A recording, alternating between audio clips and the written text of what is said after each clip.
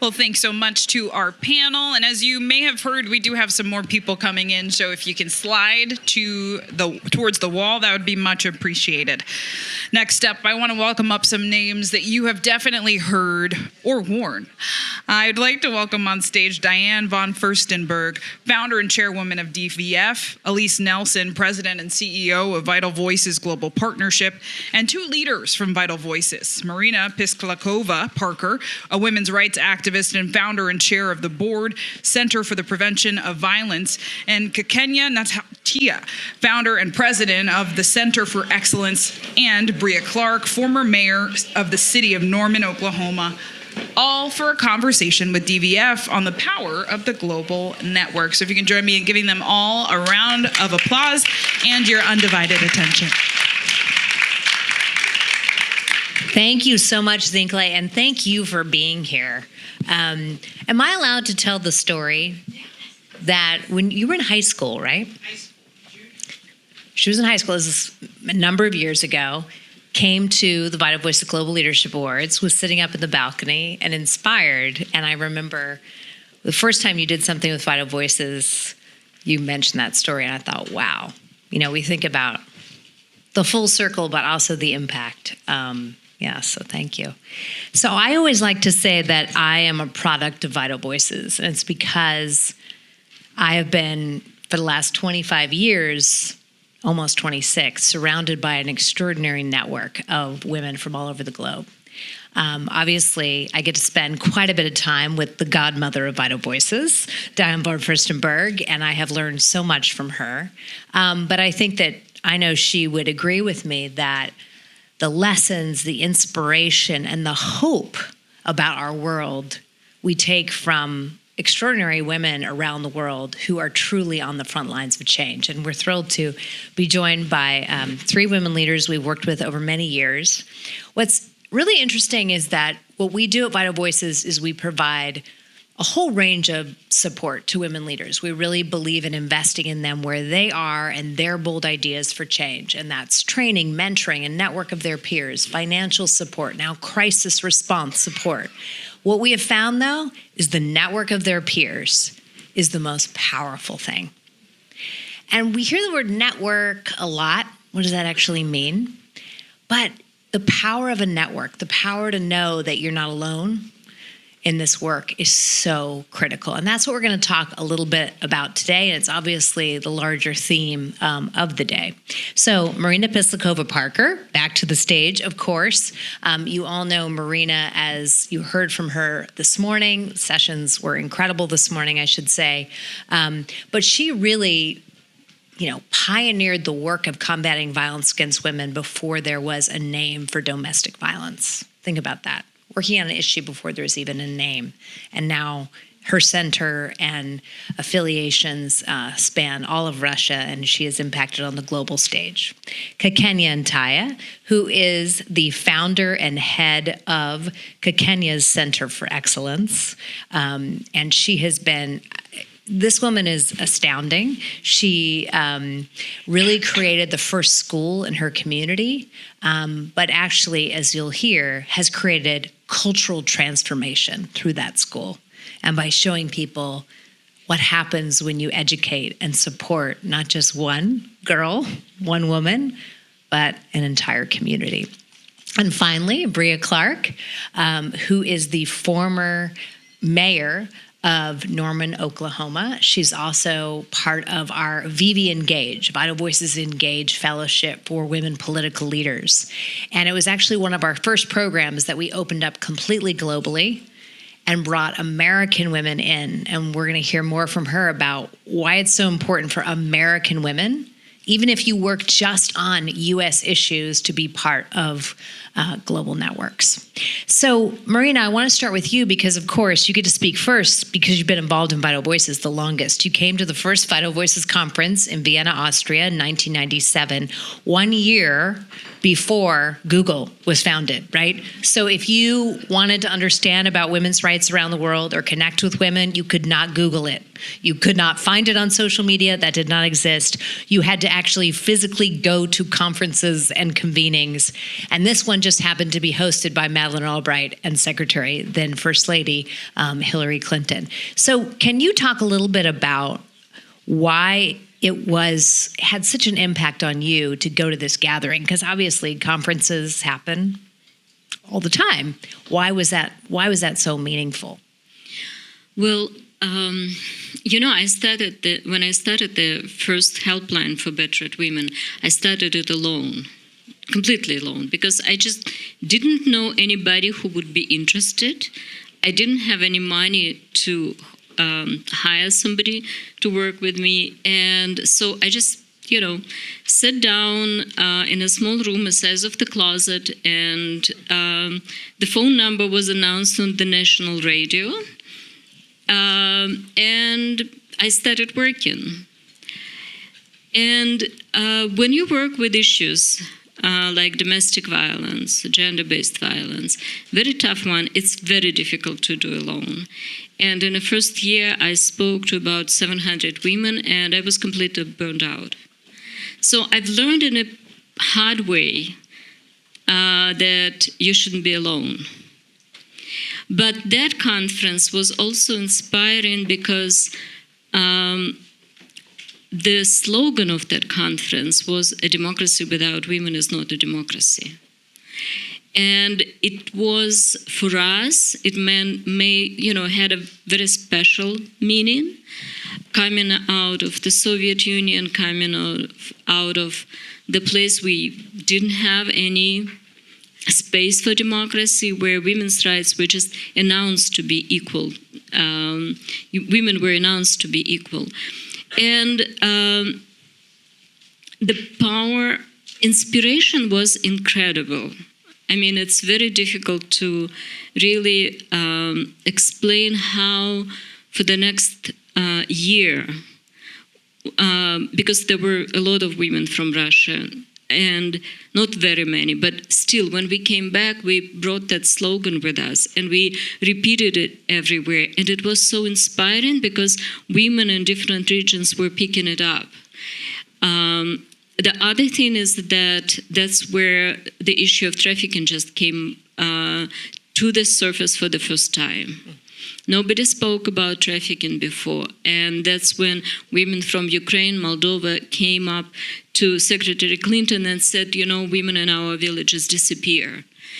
And we dealt with trafficking in Russia. So at that time, it was for us also the union, when we understood that we are dealing with the same issues and they are very similar, and we have actually the same enemy traffickers. So in every sense, communicating and just, learning and not being alone, but being understanding that there are so many women who think like I am. So I'm not crazy. I'm doing something that actually others want to do too. And that was the first impulse and the first, it was the first impulse that I keep with me, in me, for 25 years. Thank you. Kakenya, you and I first met, I think, in 2006. And someone said, "Oh, you work on global women's issues? You need to meet this amazing young woman, Kakenya." And I went up to meet you. You had this megawatt smile. You do, continued to. And you told me your story. And for me, it was one of those moments where I'm like, I want to move to Kenya and just work for this woman. She is amazing. I know she's going to do what she plans to do. Yes. So I want everyone to hear your story, your path, the journey you've been on, because I think it's astounding. But also, why is it important to have those allies in this country and around the world who not just financially support your work, but really believe in your work? Thank you, Alyse. Diane keeps saying I was very young.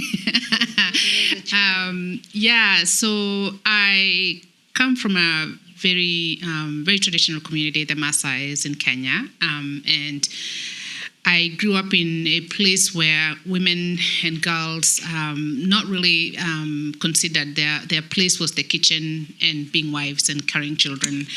I grew up in a place where everybody I knew went through female genital carrying as a rite of passage to being married. And I grew up in a place where I was already engaged when I was 5 years old. And so everything I did, I was socialized on a daily basis that your husband just went by, you're going to grow up, and as soon as you reach puberty, you're going to go through FGM, and you're going to move in and have children and take care of your family. And on top of that, I grew up in a family that my dad was very abusive towards my mom. But something happened when I went to school, and school was more like a place where you go to socialize, but I met teachers female from other communities who are teachers, and they inspired me, and I could see myself being one of them. And despite all that was already laid out for me culturally, that was like my dream that I captured, and I wanted to be a teacher. I went through FGM, but through it all, I escaped early marriage by negotiating with the people in the community that I needed to go to school. I was fortunate that I got a scholarship and found myself in the US. And for the first time, I could Google and find that FGM was against the law in Kenya. I found that as a child, I had a right to go to school. I found that my mother, should not be abused because she's being treated like a property. And I felt that, I know about the UN and all these NGOs, but we were in a very rural community that was cut off.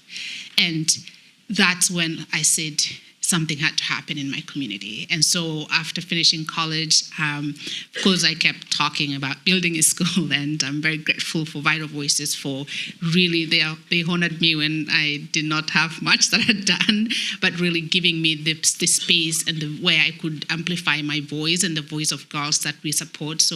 And they came to my community where not many people had come. You are the very first people who came and saw what we are doing.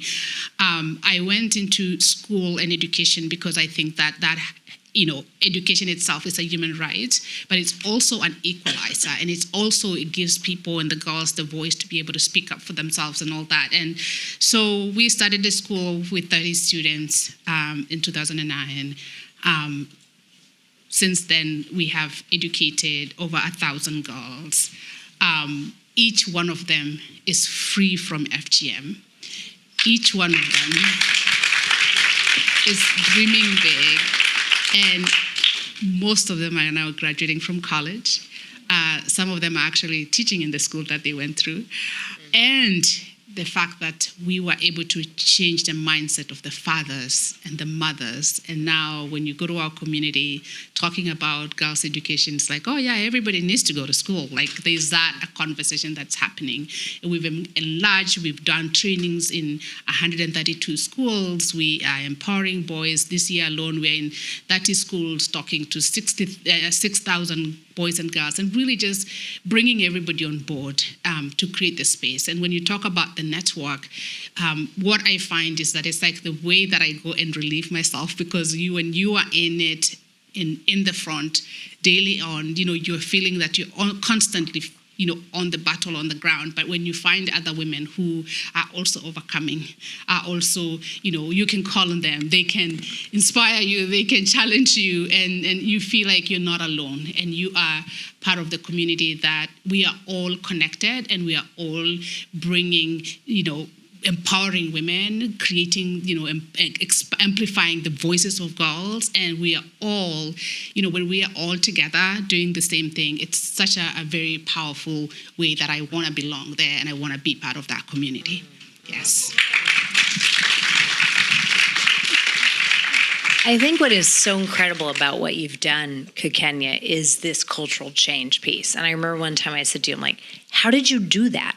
How did you actually, did you have to twist the parents' arms to sign something that they wouldn't have their daughters go through FGM, that they wouldn't marry them off early? And I loved what you said. You have to say what you said to me as to how you created that change. I was fortunate, I've been fortunate to work in a community where I know the culture in and out. And I know which button to press to get some results. So I might, for example, the issue of FGM. It is against the law in Kenya. But within that, the people who are implementing are the village elders who themselves want their daughters to go through FGM. And it was really like talking to them in and out, daily in. But then one girl was close to me going through this because we were empowered, and she reported to us. And I had to talk to the chief to go rescue, and then they didn't want, and I have to call the power up.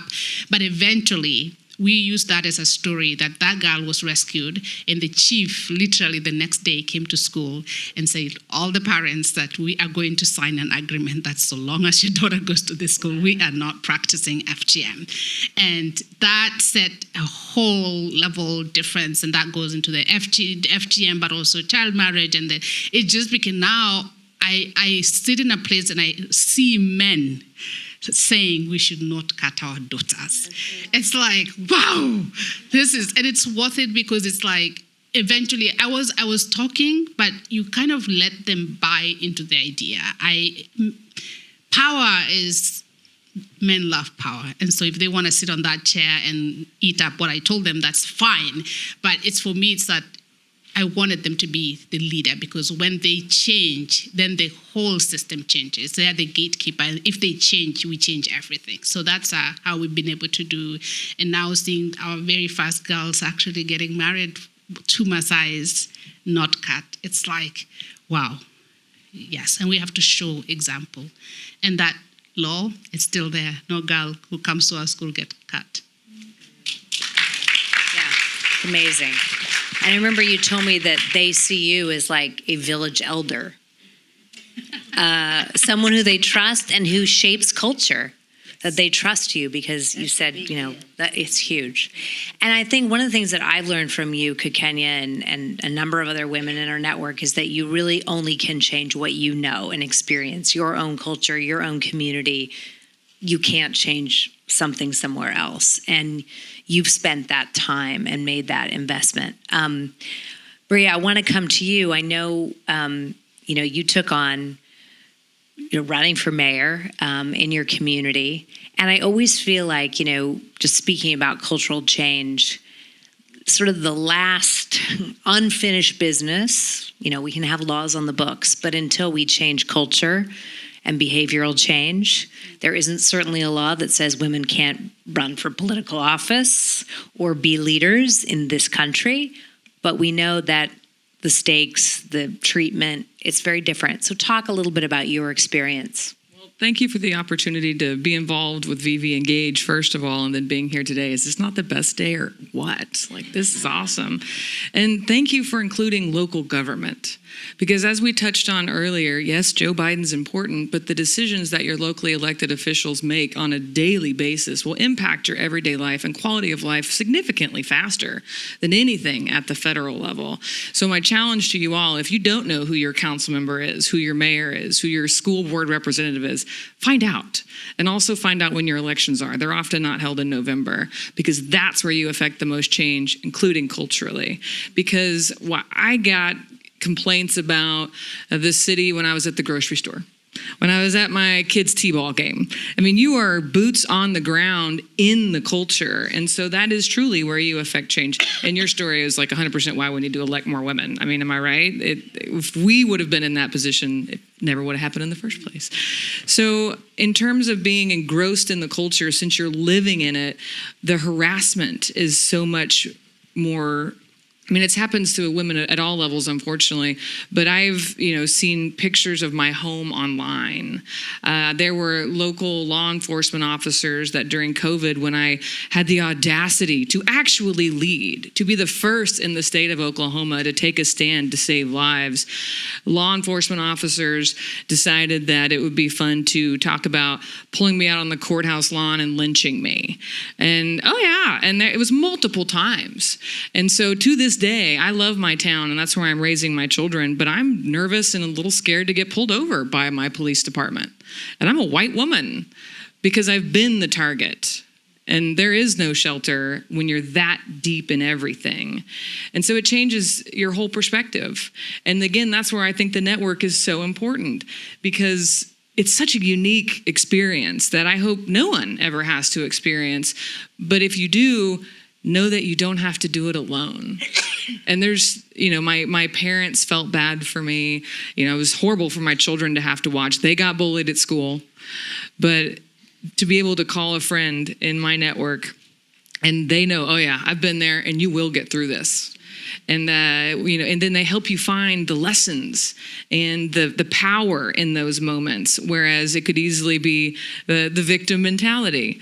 But the network helps you rise above that. And so I tell everyone, from my students to my children to women who are thinking about running for office, find what I call my board of directors, people that advise me in all the different areas of my life. And the Vital Voices Network has been crucial for, I think, my survival and future success. I'm just getting started, by the way. So You are. Diane, obviously for the last 20 years, you've been involved in Vital Voices. You've been part of this network. I'm sure to most people here, it's very clear what you provide, so much guidance and mentorship and support. But I know that you feel you gain more. So can you talk about what you feel you've gained on this journey, working with so many women leaders that you maybe sought out to support, but ended up being supported by?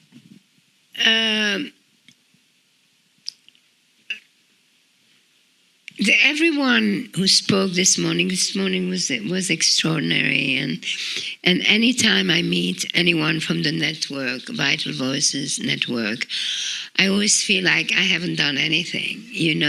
My God, they're so ballsy and so incredible. And the one thing that everyone has in common is that they're badass women. They refuse to be victim. They get shit done. And since I'm the oldest person here, I can say whatever I want. But it's very. That's the one thing. So what is Vital Voices? So what attracted me to Vital Voices at first was that there was no victimhood. My mother survived the concentration camp at age 21, and the one lesson she always taught me: fear is not an option, and no matter what, never be a victim, right? Never be a victim. Doesn't matter what happens. And you talk about the community and you go for support. But before you go to anyone for support, we all know that the real support comes from ourselves. And the more we are true, if we are individual or for our cause, if we remain true to ourselves, that is freedom. Even if you are in jail, if you're true to yourself, you're free. So it really starts there. And so I was attracted by Vital Voices because there was no victimhood, and everyone who survives terrible things, but they're all winners, they're all survivors. It's not about complaining, it's not about blaming, it's not about shame. All of that is out. It's just about doing. And that's what I loved. So anyway, I got more and more involved, and I was here at the very beginning, and together we did the logo, and together we did the tagline, and more involved I was. But recently, I realized when Afghanistan happened, on August 21, 2021, I was on vacation, and I was so revolted, and I was so upset, and I was so furious. And I went to bed thinking, we need a United Nations for women. And then I woke up and I said, what am I talking about?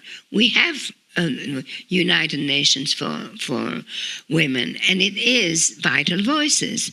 And one of the and because Vital Voices is this network of badass women in 184 countries, and the reason it is so spread in 184 countries is because it started when at the 1995 Beijing conference that was organized by the UN, where there were all these women leaders that came from everywhere. And they weren't prime ministers, they weren't very big CEOs. They were women who work on the ground, like, you, and who make things happen and make a difference. So the essence of it, that Hillary Clinton was First Lady. She came in and she made that famous speech, women's rights are human's right. And then she went back on the plane. I mean, apparently it was so exciting. Alyse was there. She smuggled in. She was a little girl. And she came there completely illegally, but she made that. And then they were on the plane going back, and they thought, this is too exciting. We cannot let the souffle go down. And that's when they created Vital Voices, which for the first 2 years was governmental, and then it became a nonprofit. Anyway, so I realized that day of Summer 21 that the real asset of Vital Voices is that it's this global network. But now I'm thinking it's more than just a global network.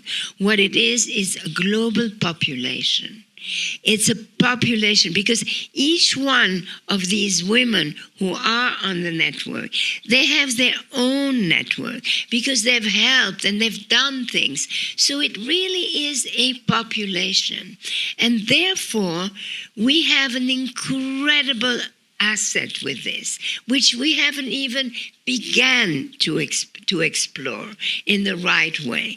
Because the world right now is very difficult, and it feels corrupt, and it feels disgusting, and it's all money, and it's very masculine. I mean, are you looking at me, the camera? I mean, I'm not against men, but it's the bad side of men, and so we need to change that. But this population, each one of us have to help to make that population bigger, to make that population stronger, because that population is the tiny little bit of light that is showing in this wall of darkness. And if we focus on the light, and we grow the light, and we cherish the light will win, because it's always the light that pushes the darkness away. And therefore, each of us individually, I mean, I'm asking you to, each of us individually and collectively, first we have to go to our own strength. We cannot forget our own strength.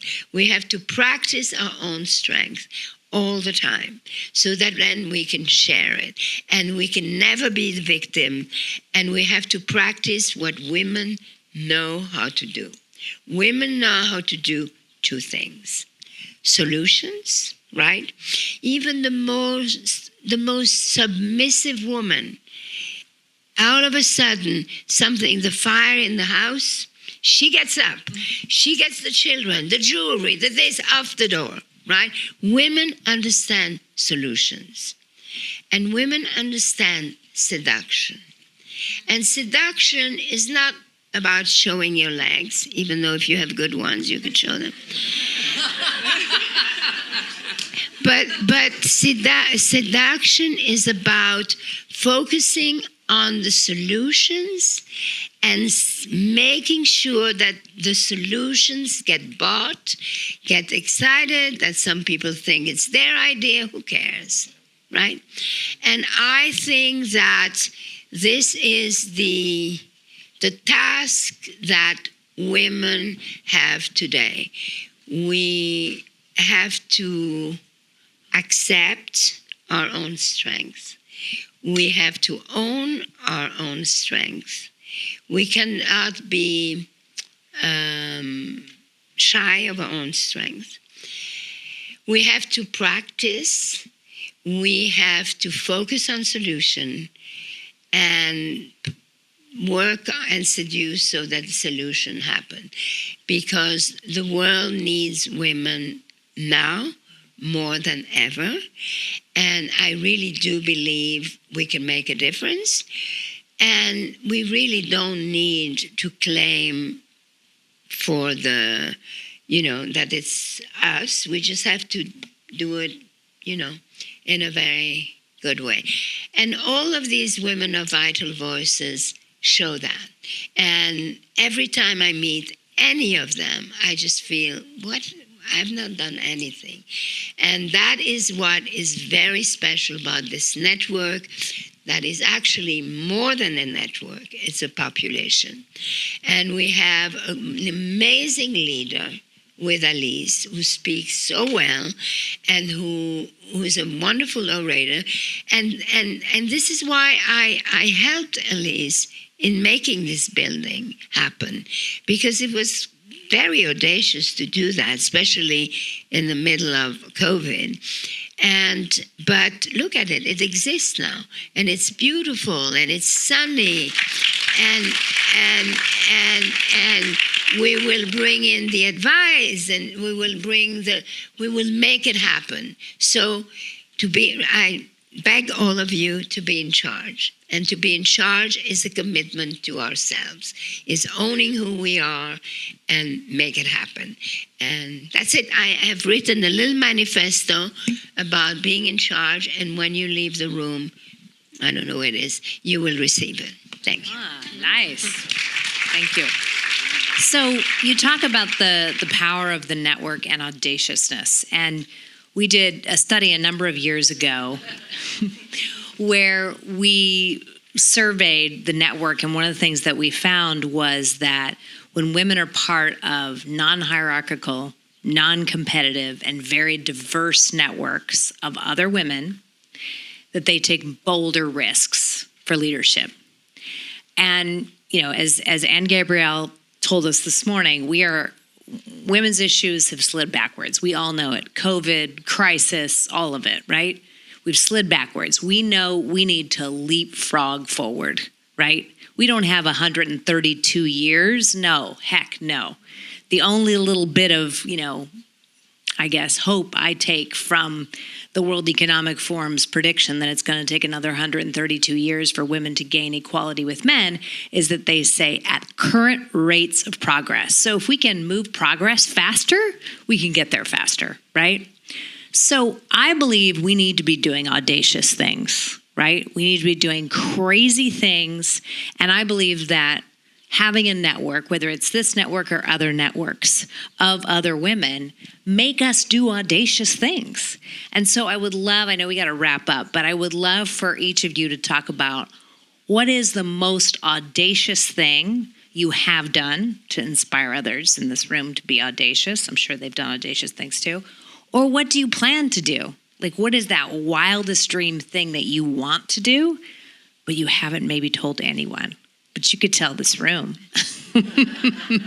You want to start? Sure.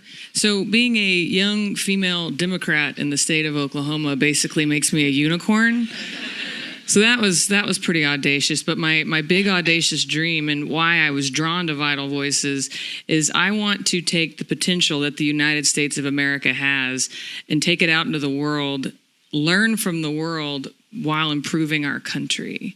I want to redefine foreign service. That's what I want to do. I don't want to go in and fix the world. The world's fine. Thank you. I want to fix us, frankly. And thank you. Kakenya? What keeps me and what inspires me is the young women that we work with. And for me, the audacious thing that I'm working on and I'm really being intentional is growing each one of them to be a leader. Because I could be a leader, but if I have all of them as leaders, the change is already taken. So I call them seeds that we're going to plant around the world, and they're going to do mighty and great things. And that's like my real work to do.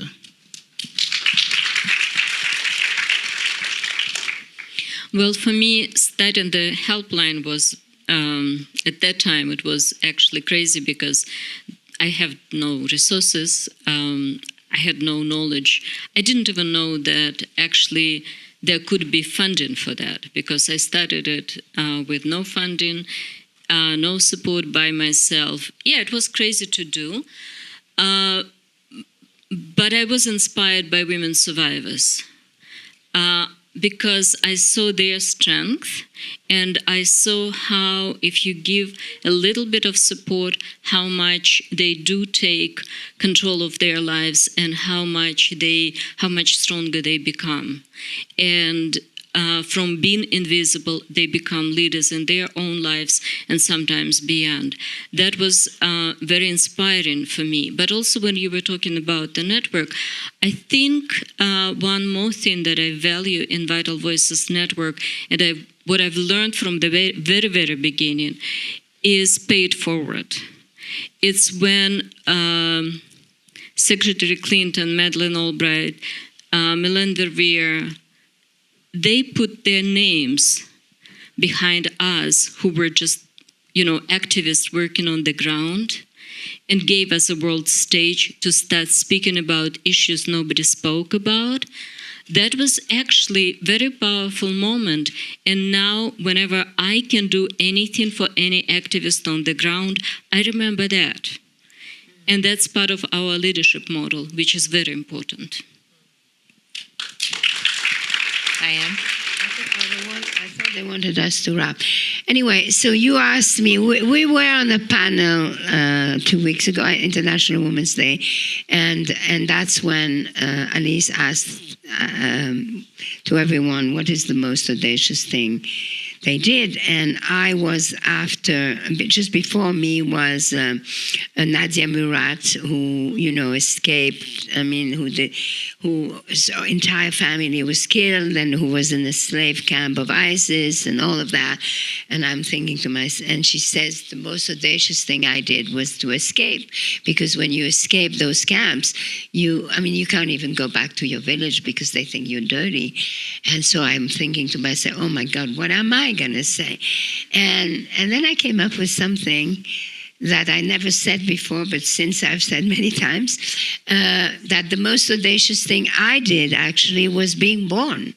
Because 18 months before I was born, my mother was in Auschwitz in a concentration camp, weighing 49 pounds. She wasn't supposed to survive. She did survive. She wasn't supposed to have a child. I was born. So my triumph over misery was really my birth.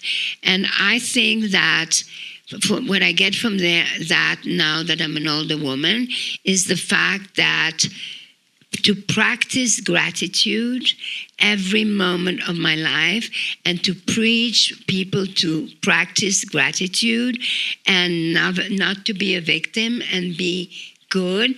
I do believe that the good will win, and it's not a sign of weakness. And I think that somehow I will make that the rest of my life go. Well, thank you all. Thank you so much.